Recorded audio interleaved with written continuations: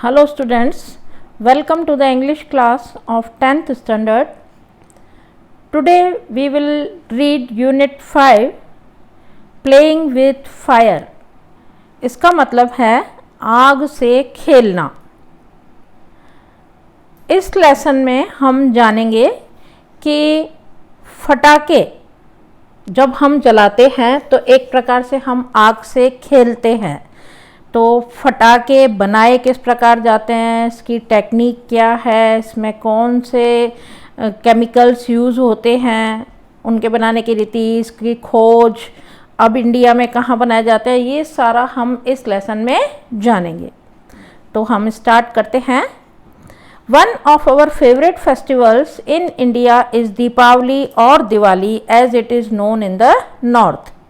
There is nothing to match the excitement when crackers go off in the night sky with a loud bang and a brilliant shower of colors.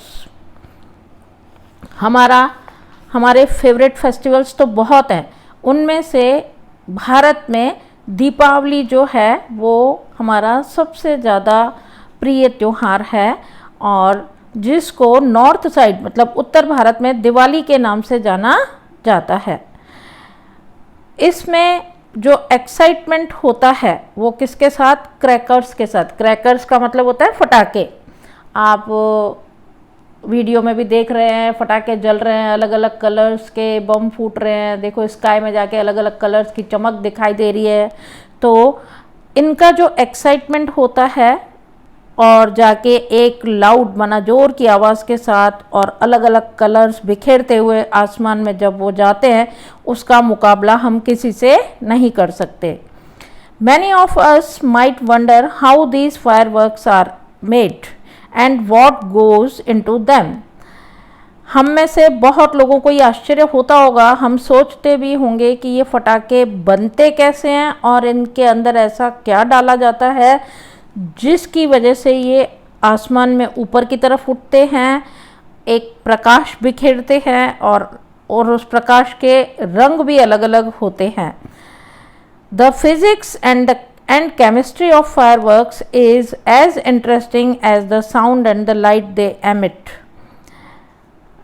इन फटाकों की physics और chemistry का मतलब है इनकी बनावट और इनका फिर जो फटने के बाद बिखेरना, जो इनमें से बाहर निकलता है, रोशनी और लाइट और जो साउंड दोनों ही होती हैं। साउंड माना आवाज़, फटाका जब फूटता है तो उसकी एक आवाज़ होती है और उसमें से रोशनी भी निकलती है। तो इनकी फिज़िक्स और केमिस्ट्री को समझना बहुत इंटरेस्टिंग है, मतलब बड़ा मज़ा आएगा हमको समझने में कि इनमें से कैसे आवाज़ निकलती है और कैसे इनमें से रोशनी भी निकलती है। The science of fireworks is technically called pyrotechnics from the Greek word pyre meaning fire and technics meaning an art. Fireworks का, फटाकों का जो विज्ञान है उसको तकनीकी रूप से क्या कहा जाता है, टेक्निकली क्या वर्ड यूज़ किया जाता है उनके लिए? पायरोटेक्निक जो है ये ग्रीक वर्ड है, यूनान देश से आया हुआ एक वर्ड है और ये दो शब्दों से मिलकर बना है। इसका पहला शब्द है पायर जिसका मतलब है आग और टेक्निक का मतलब है आर्ट, अर्थात आर्ट माना कला, अर्थात आग की कला। Pyrotechnics includes not only fireworks but also a whole range of devices that use similar material and principles, from safety matches that we use every day to solid fuel rocket boosters of the space shuttle. Pyrotechnic जो है वो उसमें केवल फटाके ही शामिल नहीं होते बल्कि होल रेंज माना पूरे वो साधनों की रेंज यूज़ होती है जिसमें सेम मटेरियल और प्रिंसिपल उनमें भी, उन डिवाइसेस में भी वही मटेरियल यूज़ किया जाता है जो फटाकों में होता है और उनके बनाने का भी सिद्धांत भी वही है, उसी फार्मूलाज पे वो बने हुए होते हैं। और इसकी जो रेंज है वो कहाँ से है? सेफ्टी मैच का मतलब होता है माचिस की तीली, जो हम घर में यूज़ करते हैं, छोटे से छोटा ये डिवाइस है that we use every day to solid fuel rocket boosters of the space shuttle, जिसको हम एक ठोस फ्यूल रॉकेट मतलब ईंधन से भरा हुआ रॉकेट जो है उसको भी स्पेस में जाने वाला जो शटल है उसको भी बूस्ट करने के लिए हमको वैसी ही चिंगारी देनी पड़ती है। The house hold match is considered a special pyrotechnic device. जो घर में हाउस होल्ड में ना घर में प्रयोग किया जाने वाला जो माचिस है वो एक स्पेशल पायरोटेक्निक डिवाइस माना जाता है। क्यों? As all the pyrotechnic effects, जैसा कि उसमें जो आग से मतलब आग के माध्यम से यूज़ की जाने वाली जो कला है वो उसमें यूज़ की हुई है माचिस की तीली में। अब देखो आप पायरोटेक्निक के इफ़ेक्ट्स कौन कौन से होते हैं। इफ़ेक्ट्स हैं, पहला हीट माना गर्मी निकलती है उसमें से, स्मोक धुआं निकलता है, लाइट रोशनी, और गैस उसमें से गैस भी होती है, और साउंड और आवाज़ भी होती है। आप कभी माचिस की तीली को आपने जलाया ही होगा, उसमें से ये पांचों चीज़ें आपको दिखेंगी। अगर जब तीली जलने लगती है तो आप हीट होती है उसमें कि आपका जब वो जल जाती है तो आपका हाथ जलने लगता है, उसमें से रोशनी भी निकलती है, आग भी निकलती है, गैस भी, जैसे ही माचिस की तीली जलती है तो गैस निकलती है जिसकी स्मेल भी आती है हमको, और जलते ही उसकी आवाज़ भी होती है। तो ये पांचों चीज़ें पायरोटेक्निक का क्या है, प्रभाव है, और ये पांचों प्रभाव हमको माचिस की तीली में जलते समय दिखाई देते हैं, इसीलिए इसको पायरोटेक्निक डिवाइस कहते हैं। मतलब माचिस की तीली जो है वो सबसे छोटे से छोटा पायरोटेक्निक डिवाइस है, और इसको स्पेशल इसलिए कहा गया है क्योंकि ये घरों में यूज़ किया जाता है। Some historians say that black powder, the basic material used in fireworks, was invented in India. कुछ इतिहासकारों का ऐसा कहना है कि ब्लैक पाउडर और जो है एक काला पाउडर होता है वो एक बेसिक मटेरियल है, वो एक आधारभूत पटाखों में यूज़ किया जाने वाला एक बेसिक मटेरियल है, और उसकी खोज कहाँ हुई थी, भारत में। कुछ इतिहासकारों का ऐसा कहना है। शुक्रांति written more than 2000 years ago has references to weapons similar to gun and projectile weapons. शुक्रांति एक ग्रंथ है जो कि लगभग 2000 साल पहले लिखा गया था, उसमें भी रेफरेंस दिया गया है, उसमें भी इस संदर्भ में बात की गई है। वेपन सिमिलर टू गन्स, मतलब 2000 साल पहले भी ऐसे औजारों की बात की है। वेपन्स का मतलब होता है युद्ध में प्रयोग किए जाने वाले हथियार। तो गन्स और प्रोजेक्टाइल वेपन्स, प्रोजेक्ट से चलने वाले वेपन्स जो हैं उन सब का संदर्भ भी शुक्रांति ग्रंथ में किया गया है, वर्णन किया गया है। However, the Chinese are generally considered the pioneers of pyrotechnics.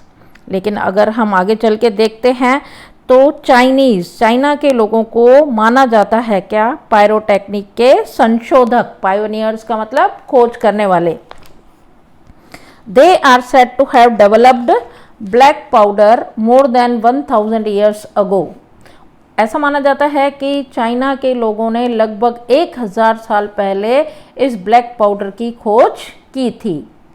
It took at least 200 years for the knowledge to spread to the west, and it was only in 1242 that an English monk, Roger Bacon, revealed the formula for black powder. It took at least 200 years, और जब उन्होंने black powder की खोज की थी तो उनको इस खोज को दूसरी जगहों तक पहुंचाने में, इस ज्ञान को दूसरी जगहों तक फैलाने में, और वो किस साइड, पश्चिमी देशों में, वेस्ट साइड फैलाने में उनको लगभग 200 साल लग गए थे। और 1242 में एक इंग्लिश मॉन्क थे जिनका चित्र आपको दे रखा है वीडियो में, आप देख सकते हैं। एक मॉन्क का मतलब होता है वैसे साधु, तो ये एक दिखने में वैसे ही दिखाई दे रहे हैं, इसीलिए कहा गया। और उनका नाम था रोजर बेकन। उन्होंने फॉर्मूला रिवील किया था, मतलब खोला था, उसके बारे में बताया था। क्या? फॉर्मूला फॉर ब्लैक पाउडर, कि ब्लैक पाउडर कैसे बनाया जाता है। He considered it such a dangerous substance that he wrote of it in a code language. उन्होंने इसको इतना एक खतरनाक पदार्थ माना है ब्लैक पाउडर को, कि उन्होंने उसको कोड लैंग्वेज में लिखा है। कोड लैंग्वेज में मतलब डायरेक्ट अगर हम वर्ड्स में लिख देंगे तो कोई भी वो फॉर्मूला पढ़ सकता है, उसको समझ सकता है और उस पर कुछ भी प्रयोग कर सकता है। तो ये क्या है? खतरनाक है, इसीलिए इसको कोड लैंग्वेज में लिखा गया। The basic formula of the black powder और gun powder has remained unchanged for centuries. जो ब्लैक पाउडर, जिसको हम बारूद भी कह सकते हैं, आपने देखा होगा बारूद, जो जब हम बम या कुछ ऐसी चीज़ें फटाकों में जलाते हैं तो कुछ टूट जाते हैं तो उसमें से काला काला पाउडर निकलता है, और वो उसको हिंदी में हम बारूद कहते हैं, और वो ब्लैक पाउडर वही होता है। ब्लैक पाउडर का दूसरा नाम गन पाउडर भी है, और वो कई शताब्दियों तक अनचेंज्ड रहा। अनचेंज्ड माना उसमें कोई परिवर्तन नहीं हुआ। It is a blend of potassium nitrate, charcoal and sulfur in the ratio of 75, 15 and 10 by weight। इसका मतलब है पोटेशियम नाइट्रेट जो है 75%, चारकोल 15% और सल्फर जो है 10%। ये आपको इस पेज पर वीडियो में भी दिखाई देगा कि उसका रेशो किस प्रकार से किया गया है। और तीनों को, ये तीनों एक प्रकार के केमिकल्स हैं, इन सब का, ये तीनों का कॉम्बिनेशन जो है वो ब्लैक पाउडर है। और ब्लैक पाउडर का जैसे आपको ढेर लगा हुआ भी आपको दिखाई दे रहा है। It is almost the perfect combination as it is and no further improvements or alterations need to be made। ये एक परफेक्ट कॉम्बिनेशन है, माना इस अनुपात में हम ये तीनों चीज़ें लेंगे तो हम ब्लैक पाउडर या गन पाउडर को बना सकते हैं। और ये इतना परफेक्ट कॉम्बिनेशन है कि इसमें कोई सुधार या कोई परिवर्तन इधर उधर करने की ज़रूरत भी महसूस नहीं हुई। तो कई शताब्दियों तक यही फॉर्मूला चलता रहा। Experts say that this might be the only chemical product still using the same age-old proportions and manufacturing techniques। Experts का मतलब विशेषज्ञों का ऐसा कहना है कि ये जो only chemical product still using, ये अभी तक यही केमिकल प्रोडक्ट यूज़ किया जा रहा है ब्लैक पाउडर को बनाने के लिए, और पुराने युग से ये चला आ रहा है। सेम प्रोपोर्शन और सेम बनाने की तकनीक भी वही यूज़ की जा रही हैं। However with the development of modern chemistry, light and colour effects have become common in fireworks. सिर्फ मॉडर्न केमिस्ट्री मतलब जो आधुनिक रसायन विज्ञान जहाँ प्रगति जो कर रहा है उसमें हमको सिर्फ विकास यही दिखाई दे रहा है। क्या? लाइट एंड कलर इफेक्ट्स जो हैं वो लाइट मतलब प्रकाश जो निकलता है किसी फटाकों में कहीं ज़्यादा कम, और जो कलर का इफ़ेक्ट आता है अलग अलग रंगों का जो उसमें इफ़ेक्ट दिखाई देता है हमको फटाकों में, वो फायरवर्क्स में क्या है? कॉमन है। In the last century, the discovery of aluminum, magnesium and titanium which burn at high temperatures emitting bright light dramatically improve the brilliance of fireworks। Last century मतलब पिछली शताब्दी में जो एक थोड़ी बहुत नई खोज हुई है वो ये हुई है कि एल्यूमिनियम, मैग्नीशियम और टाइटेनियम, ये तीनों जो पदार्थ हैं इनको अगर बहुत ज़्यादा तापमान पर जलाया जाए तो इनमें से बहुत ही ज़्यादा ब्राइट लाइट मतलब बहुत ही ज़्यादा रोशनी जो है निकलती है, और इससे फटाकों का जो आकर्षण है वो बहुत ज़्यादा बढ़ जाता है। Similarly colours too are a recent development, और साथ साथ इनके कलर्स का जो डेवलपमेंट हुआ है वो भी रिसेंट है। मतलब पहले इतने कलर्स नहीं, सबकी रोशनी एक तरह से सफ़ेद ही होती थी, आपने देखा होगा। फव्वारे जलाते हैं, चिंगारियाँ जलाते हैं, जो भी हम, उसमें से सेम वाइट रोशनी निकलती थी। लेकिन अब आप देखो फव्वारों में से अलग अलग ग्रीन कलर के फव्वारे, लाल कलर के, पिंक कलर के फव्वारे या चिंगारियाँ या दूसरे फटाके भी मिलते हैं। तो ये एक नया विकास हुआ है। The principal colour emitters in pyrotechnics were identified after decades of research. जो मुख्य जो कलर छोड़ने वाले या कलर देने वाले जो पायरोटेक्निक जो है वो आइडेंटिफाई की गई, पहचान की गई उनकी बहुत सारे डिकेड्स माना दशक, दशक का मतलब 10 वर्षों का समय। तो डिकेड्स ऑफ रिसर्च मतलब कई दशक उसमें लग गए कि अलग अलग कलर देने वाले पायरोटेक्निक्स को की पहचान बाद में जाकर हुई, कई दशकों के बाद।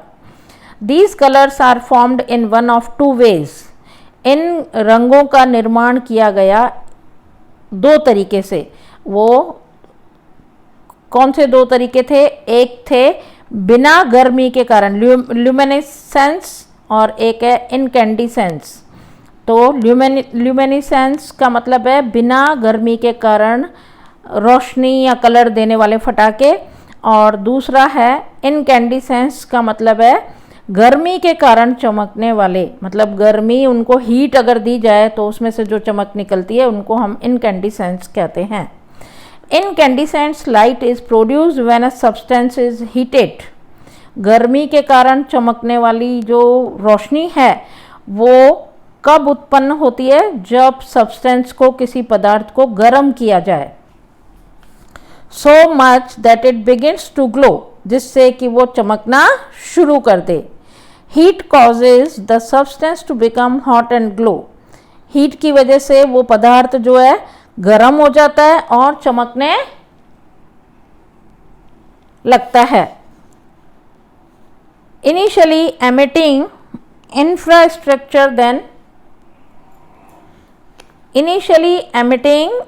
infrared, then red, orange, yellow and white light as it becomes increasingly hotter. आप चित्र में भी देख पा रहे हैं कि heat causes the substance, heat की वजह से पदार्थ जो है वो क्या हो जाता है? हॉट हो जाता है, मतलब गर्म हो जाता है और फिर चमकने लगता है।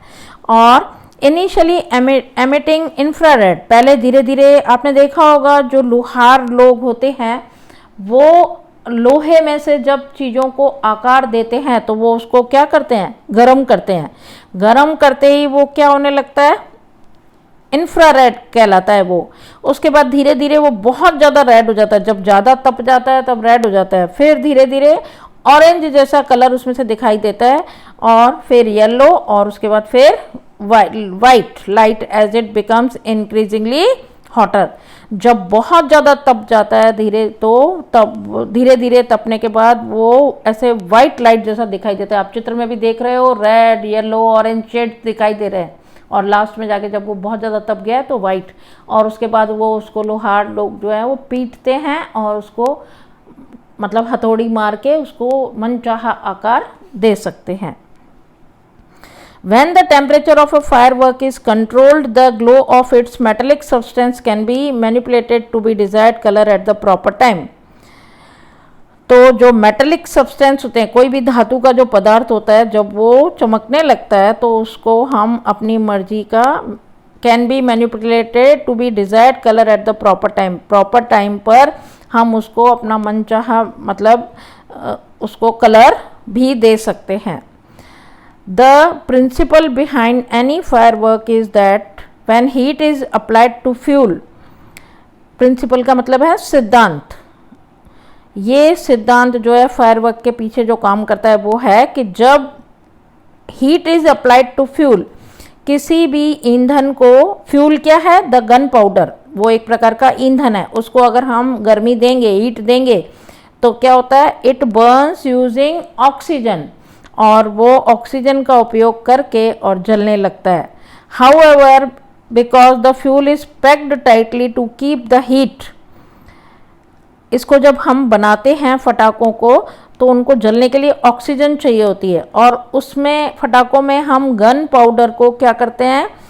टाइटली पैक कर देते हैं, और पैक करने से to keep the heat in the burning take place all of sudden, उसकी हीट उसी में रह जाती है, और उस फटाकों में जो फ्यूज़ होता है उसको हम थोड़ी सी हीट देते हैं तो वो जलना शुरू करता है, और take place all of sudden, और अचानक से उसका जो प्रेशर बनता है और उसकी वजह से वो फट पड़ता है, और फटने की वजह से वो क्या करता है, आवाज़ करता है। It causes the characteristic loud noise, और उसका जो फटना होता है वो हमारे लिए आनंददायी होती है। इतनी जोर की जो आवाज़ आती है फटाकों में से वो सुनकर हमें बड़ा अच्छा लगता है। The actual manufacturing process of firework is simple, वास्तव में जो फटाके बनाने की जो प्रक्रिया है वो बहुत सिंपल है। The raw materials required are fuel, binders and oxidisers to make it burn and a few other materials. फटाके बनाने में सिर्फ हमको ईंधन क्या है, इसमें फ्यूल क्या है, ब्लैक पाउडर या गन पाउडर, बाइंडर्स माना उनको बांधने के लिए, गन पाउडर को बांधने की जो सामग्री है वो, और ऑक्सीडाइजर्स का मतलब होता है जो उसको ऑक्सीजन प्रदान करे और जो उसको जलाने के लायक बनाए, ये चीज़ें, and a few other material, और थोड़ा बहुत और मटेरियल ज़रूरत पड़ती है, इससे हम फटाके बना सकते हैं। The ingredients are ground and mixed well, जो तीनों चीज़ों और तीनों का जो प्रोपोर्शन है आपको बताया कि उन इंग्रेडिएंट्स को हम क्या करते हैं, मशीन्स में पीस लेते हैं, उसको अच्छे से मिक्स कर लेते हैं, और the mixture is pushed through a machine, और ये पूरा मिक्सचर जो है वो मशीनों के माध्यम से पुश किया जाता है, from which it comes out as long rolls और स्ट्राइप्स। और आपने देखा होगा बड़े बड़े रोल्स या स्ट्रिप्स में वो भरा जाता है मशीन के द्वारा पुश करके, और उसमें बारूद भरा जाता है, and then rolled in cardboard और old newspaper with a fuse, और उसको फिर लास्ट में कार्डबोर्ड में या पुराने न्यूज़पेपर्स में बांधा जाता है, और उसमें बाहर फ्यूज़ निकाला जाता है।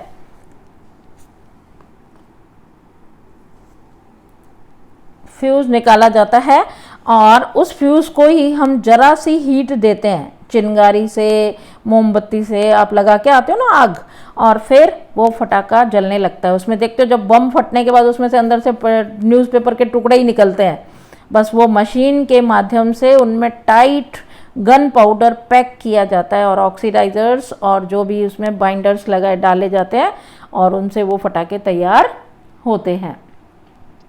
The greatest danger of pyrotechnic is that it deals with fire. फटाकों का ये पायरोटेक्निक्स जो आग से और उस बनाई हुई कला से बनाए हुए जो फटाके होते हैं, इसका सबसे बड़ा खतरा ये होता है कि इसमें फटाकों में क्या होती है, आग होती है। तो आग क्या होती है, खतरनाक, तो इसके लिए इनको पायरोटेक्निक्स को क्या माना जाता है, खतरनाक, कि आग से संबंध रखते हैं। The industry is notorious for its accidents. जो फटाके बनाने की जो कंपनीज होती हैं, इंडस्ट्रीज़ होती हैं, ये पूरी इंडस्ट्री जो है वो बदनाम है। नोटोरियस का मतलब क्यों, क्योंकि इसमें कुछ कुछ ऐसी घटनाएं होती हैं जिनकी वजह से ये इंडस्ट्री बदनाम है। एक्सीडेंट्स में ना दुर्घटनाएं होती हैं। दुर्घटनाएं कौन सी होंगी, देखो, whether in the USA, Japan और इंडिया, चाहे वो इंडस्ट्री जापान में हो, चाहे यूएसए में हो, चाहे इंडिया में हो, ऐसा नहीं है कि किसी एक जगह पे होती है दूसरी जगह पे नहीं होती होंगी। ये इंडस्ट्री ही ऐसी है क्योंकि ये आग से खेलती है, इसकी वजह से यहाँ पे इस इंडस्ट्री में ये दुर्घटनाएं होती रहती हैं। दो the mixture is stable if kept cool and dry. हालांकि मिक्सचर जो बनाया जाता है उसको स्टेबल, स्थिर भी रखा जाता है, ठंडे स्थान पर भी रखा जाता है, सूखे स्थान पर भी रखा जाता है, फिर भी it can catch fire if heat is accidentally applied, है ना, कि इट कैन कैच फायर। वो पाउडर जो है भले ही कितना भी सुरक्षित रखा जाए लेकिन फिर भी वो आग पकड़ सकता है अगर उसको थोड़ी सी भी हीट मिल गई। हीट मिल गई तो क्या होगा, वो आग पकड़ लेगा। और थ्रू टू मच फ्रिक्शन, कई बार बहुत ज़्यादा घर्षण की वजह से, घर्षण माना जैसे फटाके बनाए जाते हैं उनको पैक कर करके रखा जाता है, ये काम पूरा साल चलता है और यूज़ कितना होता है, फेस्टिवल जो दिवाली आता है उसके आसपास ही वो 2-3 महीने में सब जगह वो पहुंचाए जाते हैं। तो जब पूरा साल बना के रखे जाते हैं, ढेर लगाकर पैकेट के पैकेट बांध के कार्टन्स में पैक करके रखे जाते हैं, तो उनका आपस में भी वो रगड़ खाते होंगे, जगह कम होती होगी, फ्रिक्शन होता है, उसकी वजह से भी कई बार आपने देखा होगा पेड़ जब बहुत तेज़ हवा चलती है और जंगल में पेड़ आपस में जब टकराते हैं तो क्या होता है, फ्रिक्शन होता है, घर्षण होता है और उससे आग लग जाती है जंगलों में। तो ऐसे ही इन फटाकों में भी आग लग सकती है और ऐसे एक्सीडेंट्स हो सकते हैं। समटाइम्स और फ्रॉम अ स्पार्क और एन इम्पैक्ट, किसी प्रभाव की वजह से, कभी कोई चिंगारी की वजह से, कभी किसी भी छोटी से छोटी अगर चिंगारी वहाँ पहुँच गई तो वो पूरा का पूरा क्या होगा, एक तरह से जैसे ब्लास्ट कैसे होता है वैसे के वैसे फट पड़ेंगे एक साथ इतने सारे फटाके, और आग पकड़ते जाते हैं, फिर आप उसको रोक नहीं सकते। Scientist are looking for ways of making fireworks safer, वैज्ञानिक अभी भी उसकी खोज कर रहे हैं कि फायरवर्क्स को सुरक्षित कैसे बनाया जाए कि जिससे ऐसी दुर्घटनाएं होने से हम बच सकें। In India fireworks used to be imported from China, Bharat में फटाके जो थे वो चाइना से मंगाए जाते थे। During the second world war these imports were stopped and the safety match producers of Sivakasi in Tamil Nadu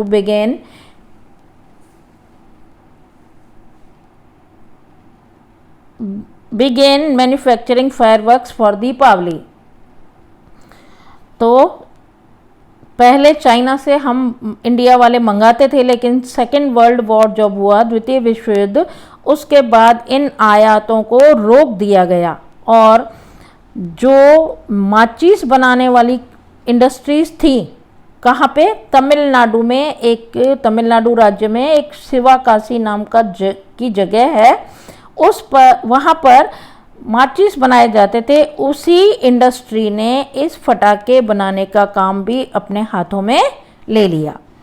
In 1992, the country used about 60 crores worth of fireworks and 60 to 70% of this came from Sivakasi। 1992 की बात है कि देश ने लगभग 60 करोड़ के फटाके use किए थे 1992 में, और 60 करोड़ का 60 to 70% मतलब आधे से ज़्यादा, लगभग 40 करोड़ जितने के फटाके, 40-45 करोड़ जितने के फटाके वो कहाँ से बनकर आए, शिवाकाशी से। मतलब अधिकांश उत्पादन हमारे खुद के देश में ही होने लगा। In Sivakasi fireworks are manufactured in a number of small units. Sivakasi में जो फटाके बनाए जाते हैं वो छोटे छोटे यूनिट्स में बनाए जाते हैं, छोटी छोटी जगह हैं वहाँ पे ये इनका उत्पादन होता है। 3 months before the festival is the busiest time for these units। Festival से 3 महीने पहले इन यूनिट्स का जो बिजनेस बहुत बड़े पैमाने पर शुरू हो जाता है और वो बहुत ही बिजी हो जाते हैं। क्यों? Fireworks are transported to every nook and corner of the country, अर्थात फटाके देश के नूक एंड कॉर्नर का मतलब कोने कोने तक। तो फायरवर्क्स जो हैं वो देश के कोने कोने तक फटाके पहुंचाए जाते हैं। The working condition of these units are however far from satisfactory. इन यूनिट्स की जो परिस्थिति है जहां पर ये फटाके बनाने का काम होता है वो संतोषप्रद नहीं है, मतलब संतोषप्रद स्थिति में नहीं है। There are very few testing facilities for quality और uniformity and hardly any safety measures in force.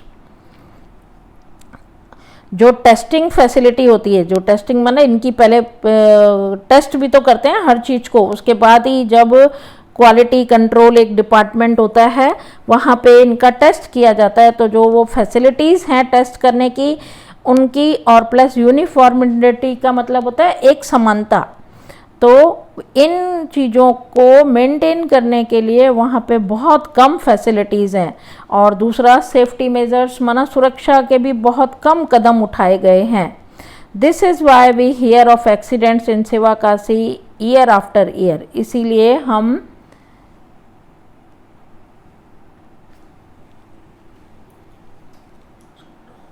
इसीलिए हम शिवाकाशी में एक के बाद हर साल एक के बाद एक क्या करते हैं, इसका सुनते रहते हैं कि दुर्घटनाएं होती रहती हैं। Because it is not considered safe to give everybody the details. क्योंकि ये माना जाता है कि हर किसी व्यक्ति को उसके डिटेल देना जो है वो, it is very difficult to get information on how to manufacture fireworks. ये बहुत कठिन है फायरवर्क्स पर इंफॉर्मेशन प्राप्त करना, मतलब इसके बारे में जो सारी सूचनाएं जानकारियां प्राप्त करना बहुत कठिन है। क्यों कि फटाके कैसे बनाए जाते हैं ये जानकारी प्राप्त करना बहुत कठिन है। Because it is not considered safe, क्योंकि ये सुरक्षित नहीं माना जाता है हर किसी को इसकी डिटेल्स देना। Only a very few reliable persons are taught this art. केवल कुछ विश्वसनीय लोगों को ही ये फटाके बनाने की कला सिखाई जाती है। In many countries fireworks are not allowed to be used by individuals. बहुत कुछ कंट्रीज तो ऐसे हैं जहाँ पे इंडिविजुअल माना व्यक्तिगत रूप से कोई व्यक्ति फटाकों का प्रयोग कर ही नहीं सकता। मतलब एक अकेले व्यक्ति को कहीं अगर किसी को फटाके जलाने के लिए चाहिए तो उसको वो नहीं मिलेंगे। Only community displays specially organised with the help of experts are allowed.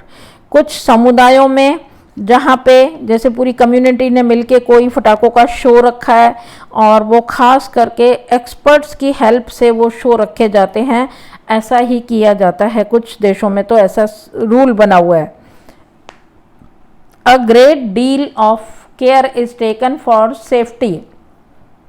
सुरक्षा के लिए भी बहुत सारे कदम उठाए जाते हैं ऐसे शोज में, ऐसे डिस्प्लेज में। However, since even children are allowed to play with fireworks in India, लेकिन हमारे भारत में बच्चों को फटाके दे दिए जाते हैं खेलने के लिए। मतलब बच्चों को दे दिए जाते हैं हाथ में फटाके कि जाओ और जाकर जलाओ। It is important to observe certain safety rules। तो कुछ सेफ्टी रूल्स माना सुरक्षा के जो नियम हैं, जो कानून हैं, उनको ऑब्जर्व करना चाहिए, उनको तरफ ध्यान देना चाहिए, वो बहुत महत्वपूर्ण होते हैं। Firework should be stored, handled and lit with care. Fireworks को स्टोर करना, जब उनका संग्रह करते हैं तो वो संग्रह भी और उनको हैंडल करना और उनको जलाना हमें केयर के साथ चाहिए। सावधानी पूर्वक हमें उन्हें स्टोर करना चाहिए, उनको हैंडल करना चाहिए और उनको जलाना चाहिए। दे शुड नेवर बी स्टोर्ड और अनपैक्ड नियर अ फ्लेम। ये इंस्ट्रक्शंस दिए हैं, हमको समझाया गया है कि किस तरह से हमको सुरक्षा के कदम उठाने चाहिए। आप चित्र में भी देख रहे हैं कि एक पर्सन है जिसका हाथ में कभी 5% जल जाता है, कभी आँख में फटाके फूट जाते हैं और वो फटाके जलाने के तरीके भी देखो। कभी कहीं बॉडी में इंजरी हो जाती है, कभी कहीं हो जाती है। तो ये हमारे देश में ऐसी इंजरीज होती रहती हैं क्योंकि व्यक्तिगत रूप से फटाके जलाने की परमिशन दी गई है। तो ये हमको सेफ्टी मेजर्स बताए गए हैं कि कभी भी फटाकों को स्टोर आग के पास नहीं करना चाहिए।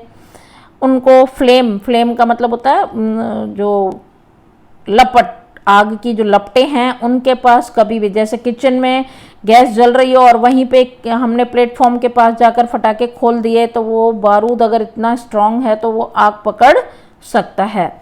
कभी हमें गैस सिलेंडर के पास और हीटर और गैस सिलेंडर के पास भी हमें फटाके खोलने, अनपैक नहीं करने चाहिए। One should never wear long loose clothes or nylon clothes when lighting crackers।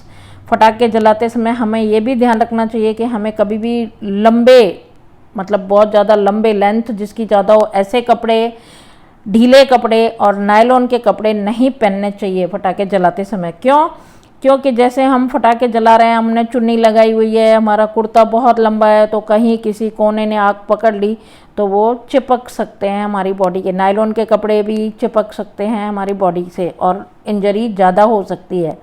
तो इन बातों का भी हमें ध्यान रखना चाहिए। And since the powder in crackers is poisonous, जो फटाकों में अंदर जो पाउडर भरा जाता है, ब्लैक पाउडर, बारूद जो होता है वो जहरीला होता है। पॉइजनस में जहरीला।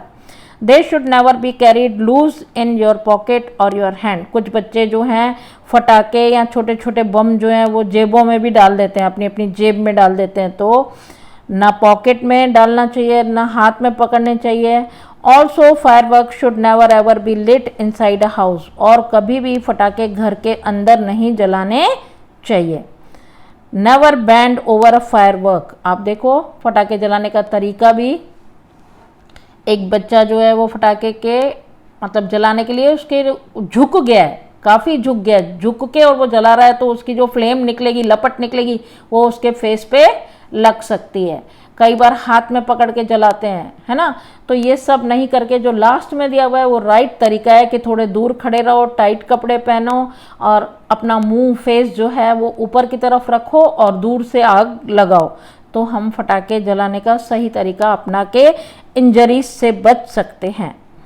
तो कभी never bend over a firework, कभी भी फटाके के ऊपर आप झुको मत। You are lighting it and never use fireworks to frighten people. और कभी भी लोगों को डराने के लिए फटाके मत जलाओ। आपने देखा होगा ये त्योहारों पे बहुत सारे यंग बच्चे जो होते हैं वो सड़कों पर फटाके जलाते हैं, आने वाली गाड़ियाँ ये वो लोग डर जाते हैं और कई बार इससे भी इंजरीज हो सकती हैं। If in spite of being careful you do get a burn, है ना।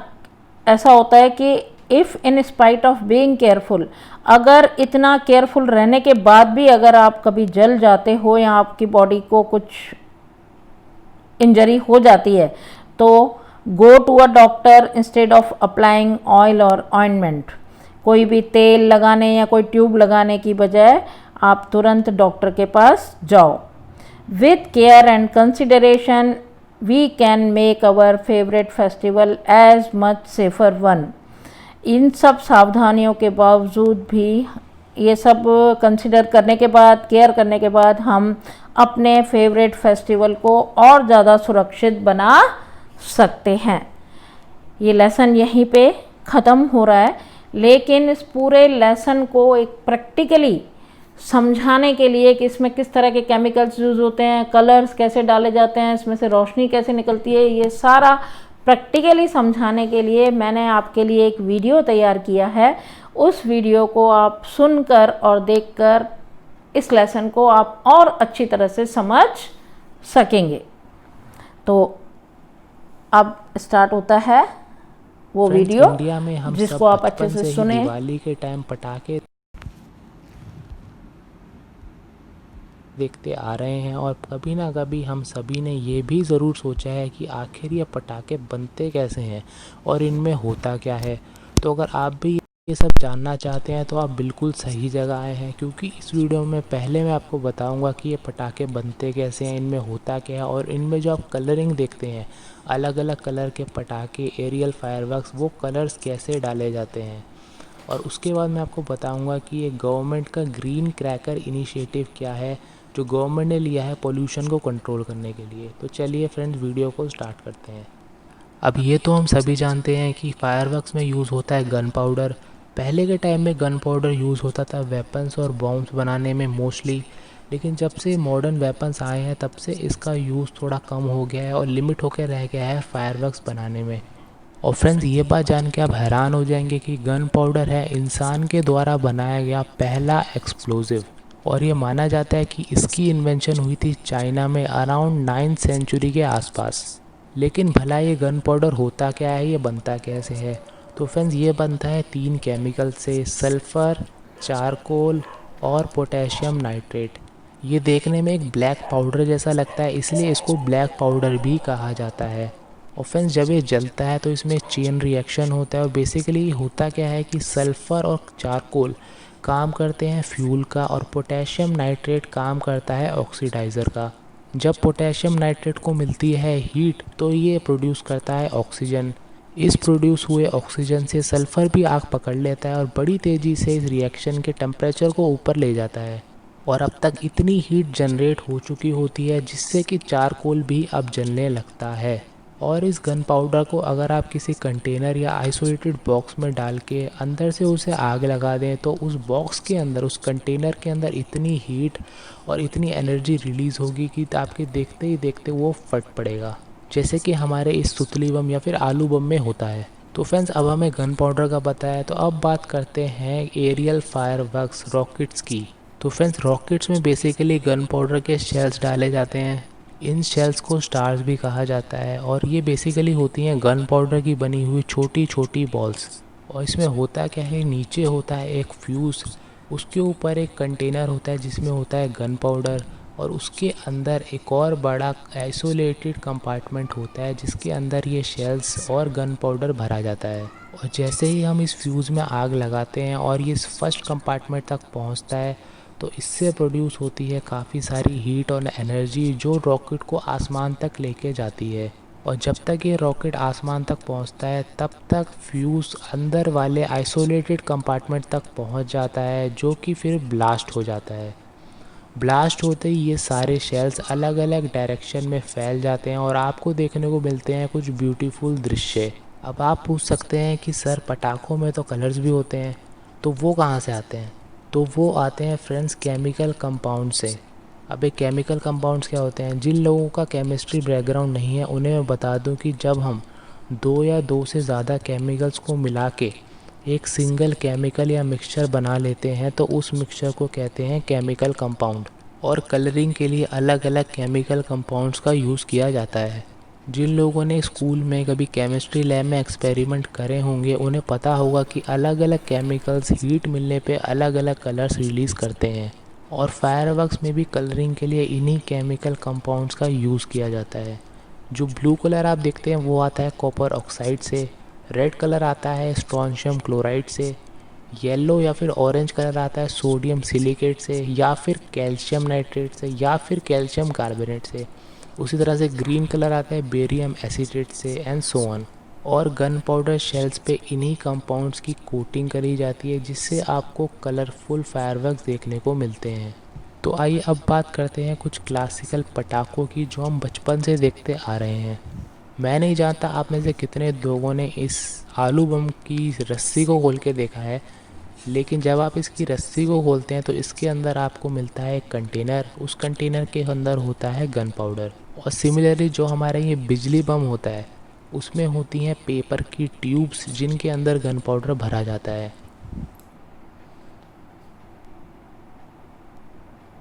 मुझे उम्मीद है कि आपको इस वीडियो से सारी चीज़ें एकदम क्लियर हो गई होंगी कि कौन से केमिकल कंपाउंड्स को यूज़ करने से किस तरह के कलर्स आते हैं और पटाखों में कलर्स कैसे डाले जाते हैं, उसमें से कैसे रोशनी निकलती है, उनका किस तरह से उत्पादन होता है। ये सारी चीज़ें आपको क्लियर हो गई होंगी इस वीडियो के माध्यम से।